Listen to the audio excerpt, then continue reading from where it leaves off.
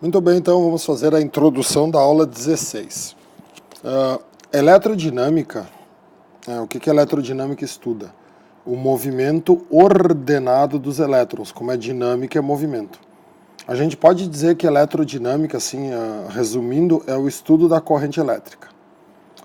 A corrente elétrica é o movimento ordenado dos portadores de carga. Essas cargas podem ser elétrons ou íons. A coisa mais importante desse conceito é entender que o movimento tem que ser ordenado. E esse movimento ordenado só ocorre se existir uma diferença de potencial aplicada. Como as cargas que se mexem podem ser elétrons ou íons, tem dois tipos de condutores. Os eletrônicos, onde quem vai se mexer são os elétrons, que é o que a gente estuda em física, que são os metais, o grafite, e os iônicos, que é o que tu estuda em química, que aí quem se mexe são os íons, os cátions e os ânions. Isso a gente não estuda em física, a gente deixa para química. A primeira coisa importante é o sentido da corrente elétrica. Esse é o símbolo da diferença de potencial. O maior é sempre positivo, o menor é sempre negativo. Como o positivo e o negativo estão desconectados, a gente chama isso de circuito aberto. Então nós vamos conectar o positivo e o negativo. Vamos usar aqui um fio representando um resistor qualquer. E aí a gente conecta o positivo e o negativo. Vai preenchendo o teu livro aí. Convencionou-se que o sentido do movimento é o movimento das cargas positivas. É uma convenção. O que acontece, tá? A diferença de potencial vai ordenar os elétrons. Os elétrons, eles vão sair do polo negativo aqui, ó, e eles vão se mexer no fio para a esquerda. É isso que acontece, porque quem se mexe são os elétrons. Então, os elétrons vão sair do negativo. Isso se chama IR. IR é corrente real.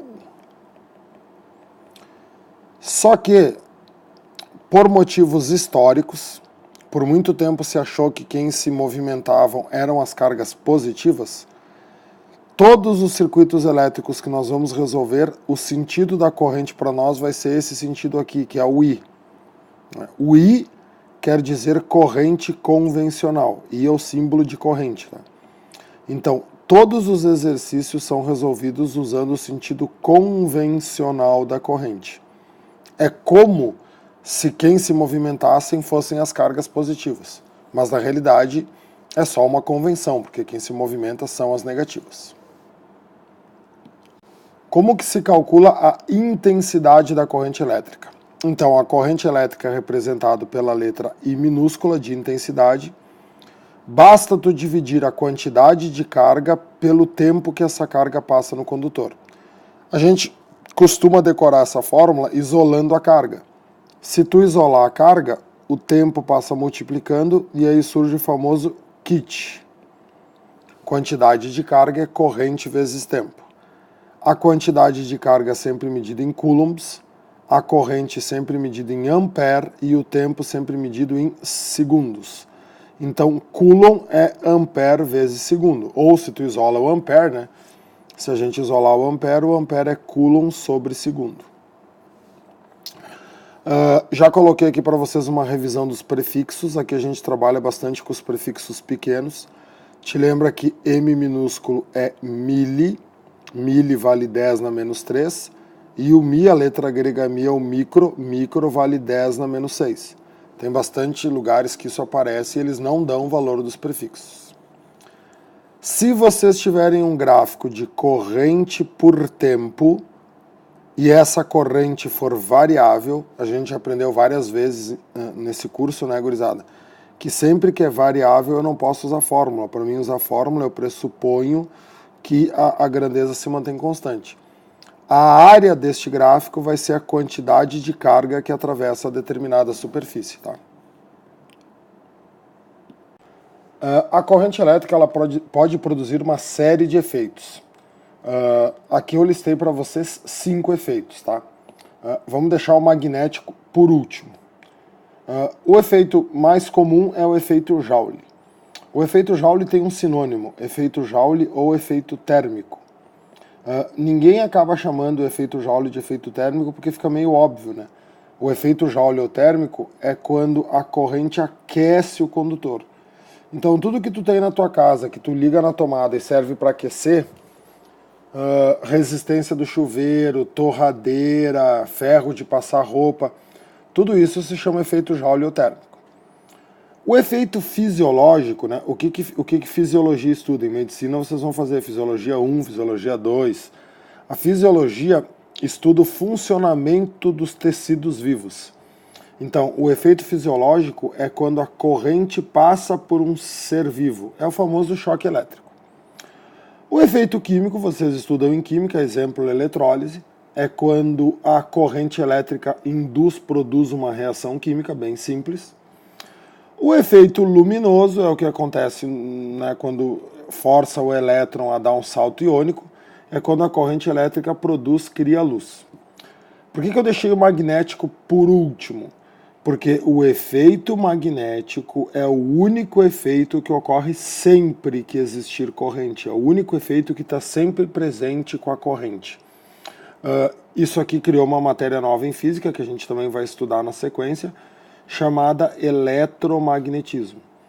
Então, cuidado, tá? Isso já foi pedido. O único efeito que sempre acompanha a corrente é o efeito magnético. A corrente cria ao redor dela um campo magnético. Não tem como tu separar a corrente do seu campo magnético. Beleza? Vira a folha aí. Existem dois tipos de corrente, a corrente contínua e a corrente alternada. Na corrente contínua, as cargas sempre vão no mesmo sentido. Olha o gráfico aqui, ó. O gráfico de corrente por tempo, ou a corrente é sempre positiva, ou a corrente vai ser sempre negativa. O que interessa aqui é as cargas andarem no mesmo sentido. É a corrente criada por pilhas e baterias. O que são pilhas e baterias? Pilhas e baterias são os famosos geradores químicos. Então, pilha e bateria é o gerador químico. Quando a corrente for criada por um gerador químico, ela vai ser contínua. Só que nas nossas casas a corrente é alternada. Na corrente alternada, ela muda periodicamente de intensidade e de sentido. Olha o gráfico, tem momentos que ela é positiva, momentos que ela é negativa, volta para o positivo. O gráfico vira um senoide.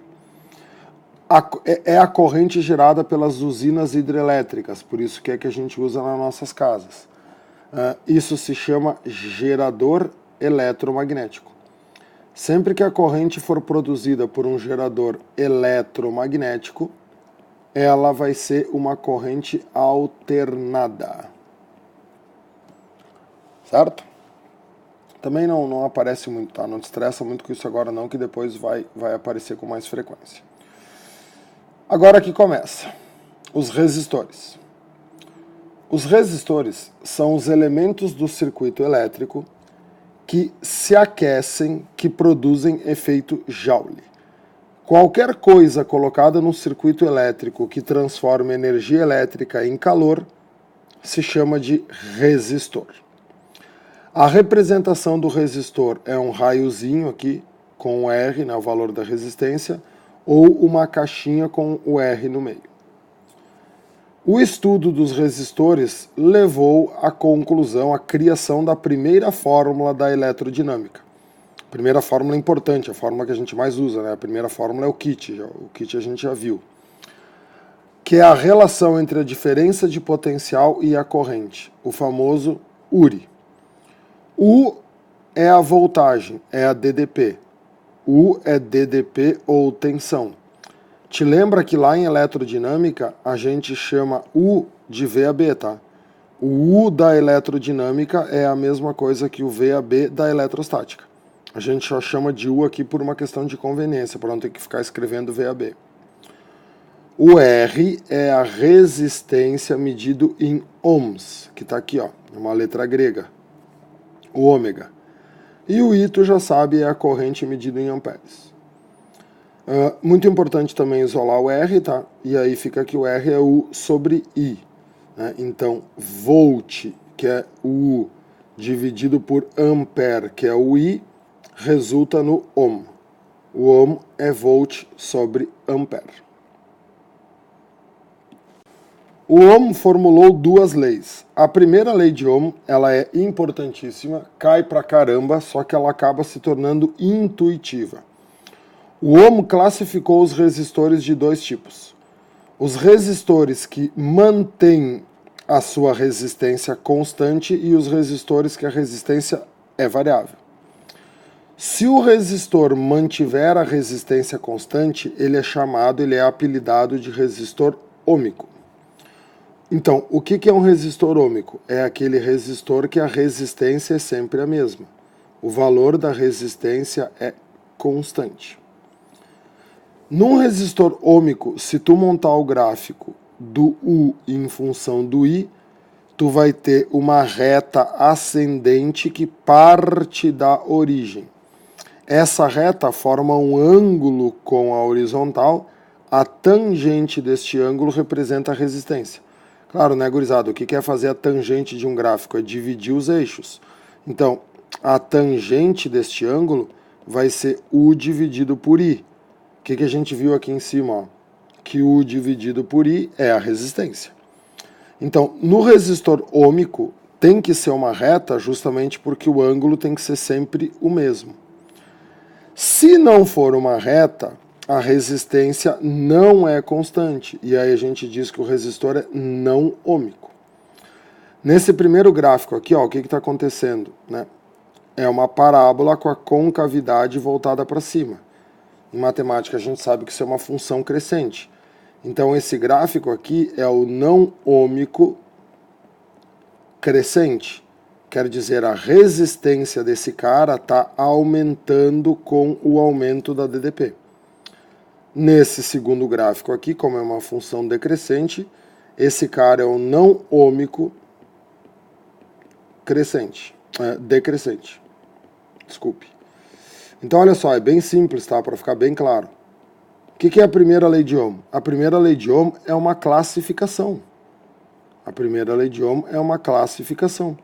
O Ohm classificou os resistores em dois tipos. Os resistores que seguem a primeira lei de Ohm têm resistência constante. São chamados ômicos.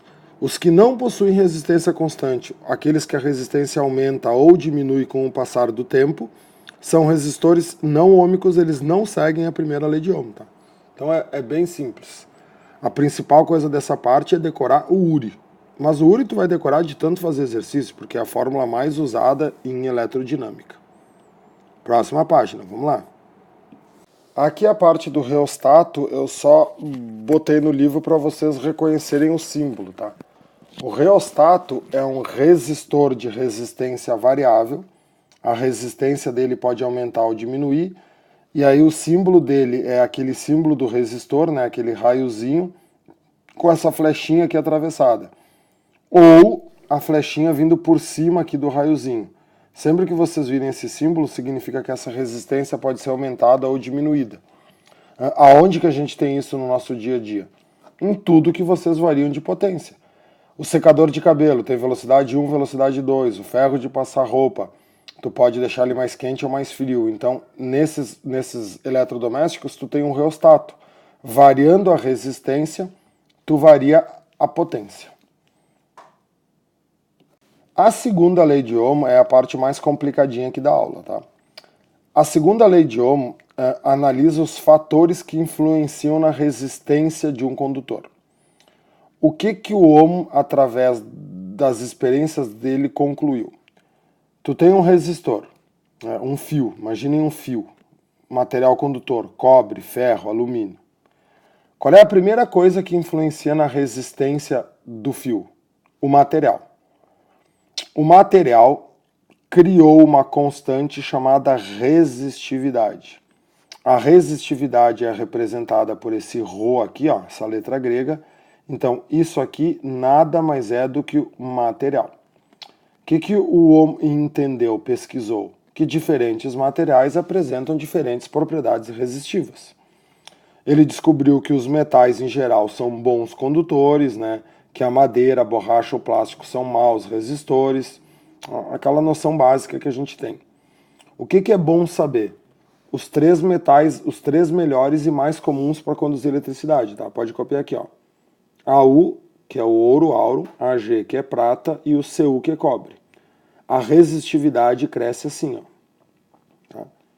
Quer dizer, ouro é o melhor material que tem para conduzir eletricidade, a resistividade dele é bem baixa. Depois vem a prata, depois vem o cobre. Só cuidado para não interpretar isso aqui de maneira errada, tá? Eu não estou dizendo que o cobre tem muita resistividade. Esses caras aqui, ó, são os 3 melhores condutores, tá? Os 3 melhores.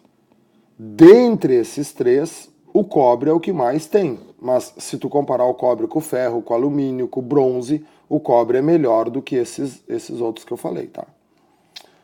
Segunda coisa que o homem entendeu, o comprimento do resistor. Quanto mais comprido for o resistor, então esse L aqui é o comprimento, está escrito aqui L é o comprimento. Quanto mais comprido for o resistor, mais resistência ele tem. Observe que resistência é diretamente proporcional ao comprimento.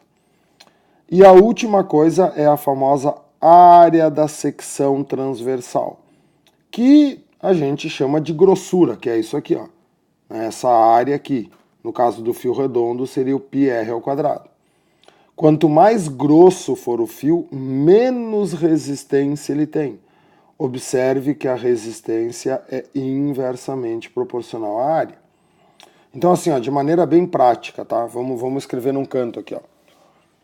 Pega esse canto aqui e escreve, ó. O que é um fio com muita resistência? O que é um condutor com muita resistência? Se ele tem muita resistência, significa que ele é fino e comprido. Fino e comprido. Então, muita resistência significa que o fio é fino e comprido. E aí, ao contrário, né? Se tu quer pouca resistência, tu tem que ter um fio curto e grosso. Quanto mais curto e mais grosso, menos resistência o fio vai ter. Então, a resistência é diretamente proporcional ao comprimento e inversamente proporcional à área. Que história é essa do efeito duplo que eu coloquei aqui? Vocês sabem que a maioria das questões aqui vão ser aquelas questões de interpretação de legenda, aquilo que eu sempre falo em aula. Então eu vou explicar isso aqui como se fosse uma questão. Os caras te dão um fio, aí eles te dizem assim, ó, esse fio ele possui um comprimento L e possui uma área de secção transversal aqui A. A resistência desse fio vale R. Eles estipulam um valor aleatório. O que aconteceria com esse fio se ele fosse cortado no meio e as duas partes fossem colocadas juntas de modo a formar um feixe? Então imagina que esse fio foi cortado no meio e as duas partes foram colocadas juntas. Cara, se o fio foi cortado no meio, o novo comprimento dele é L sobre 2, correto? Daí tu vai pensar assim, né? Resistência e comprimento, né, são diretamente proporcionais, tá vendo aqui? Resistência e comprimento diretamente. Se o comprimento diminui 2, a resistência diminui 2, então fica R sobre 2. Ok, tá, mas não foi só isso que aconteceu, né? No momento que tu dividiu no meio, tu colocou as duas partes juntas aqui, ó, tu transformou uma coisa fina e comprida numa coisa curta e grossa. A área disso aqui agora não é mais A. A área disso aqui agora é 2A. Só que aí, amiguinhos, resistência e área são inversamente proporcionais, né? Se a área aumenta, a resistência diminui. Então, ela diminui 2 vezes por causa do comprimento e ela diminui 2 vezes por causa da área. Então, tu terá uma diminuição em 4 vezes de resistência. Por isso que eu chamei isso aqui de efeito duplo, tá vendo?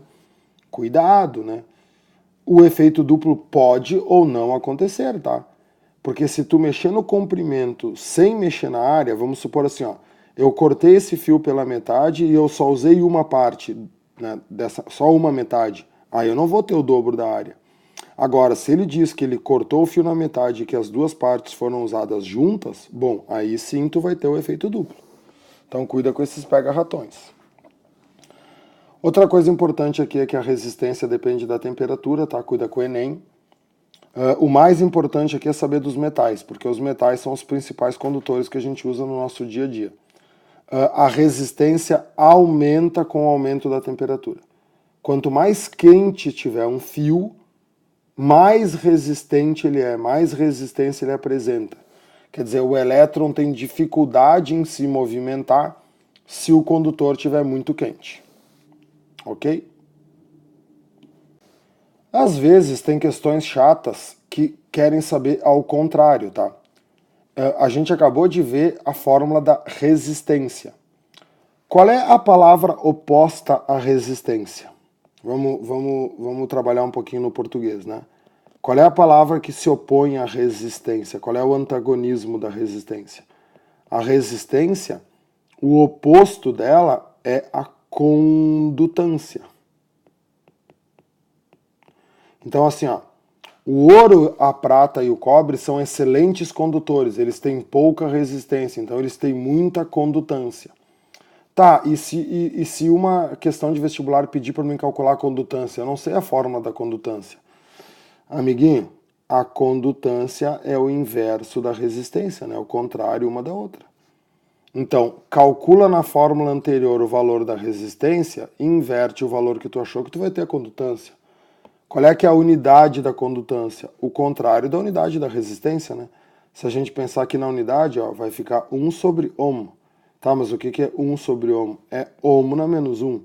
Então, ohm na menos 1 é o contrário da resistência. Então, se alguma questão te pedir para calcular a condutância, inverte o valor da resistência. E assim como existe, né, resistência e condutância, existe o contrário da resistividade. O contrário da resistividade é a condutividade. Então isso aqui é a mesma coisa que a resistividade, isso aqui é o contrário. Do que ela depende? Do material. Aí olha só, a condutividade representada aqui pela letra grega sigma, a condutividade é o inverso da resistividade. Isso aqui não aparece muito, tá? Mas se aparecer, fica ligado. O inverso da resistência é a condutância e o inverso da condutividade é a resistividade. Outra coisa importante, outro conceito legal para a gente saber para continuar o estudo é o conceito de geradores e de receptores, tá? Em eletricidade, a gente sempre classifica o material em gerador ou receptor. O gerador, ele transforma qualquer energia em elétrica. Então, o gerador, ele pega uma energia qualquer e transforma em elétrica. Pilhas, usinas hidrelétricas, o gerador eólico, né? Qualquer coisa que pegar uma energia qualquer e liberar energia elétrica vai ser um gerador. Os receptores é o contrário. Eles recebem energia elétrica, eles ganham energia elétrica e eles transformam essa energia em outra modalidade de energia. Lâmpada, liquidificador, ferro, quer dizer, os receptores são todos os eletrodomésticos. Tudo que a gente engata na tomada é um receptor. Só que o receptor pode ser de dois tipos, os resistivos e os ativos. Os receptores resistivos, como o próprio nome diz, são aquilo que a gente chama de resistores, que tu já sabe o que é. Um receptor resistivo transforma energia elétrica exclusivamente em energia térmica. A lâmpada incandescente, que esquenta pra caramba, uma torradeira, o chuveiro elétrico, poderia acrescentar aqui o ferro de passar roupa. Quer dizer, esses receptores, a única função deles é gerar calor. Já os receptores ativos, que é todo o resto que tu tem na tua casa, além da energia térmica, tem outra modalidade de energia envolvida. Pensa na tua TV. A TV libera energia térmica, ela esquenta, mas ela libera energia sonora e ela libera energia luminosa. Então, tudo o que não for só para produzir calor, um aparelho de som, uma TV, um motor elétrico, né? Aí dentro do motor elétrico tu vai ter a batedeira, o liquidificador, qualquer coisa que não sirva só para aquecer, será classificada como receptor ativo. Beleza? Então essa parte inicial é bem tranquila. A próxima é potência elétrica, daí a gente já vai ver isso na aula. Beleza? Valeu, obrigado por assistir. Até a aula. Beijo.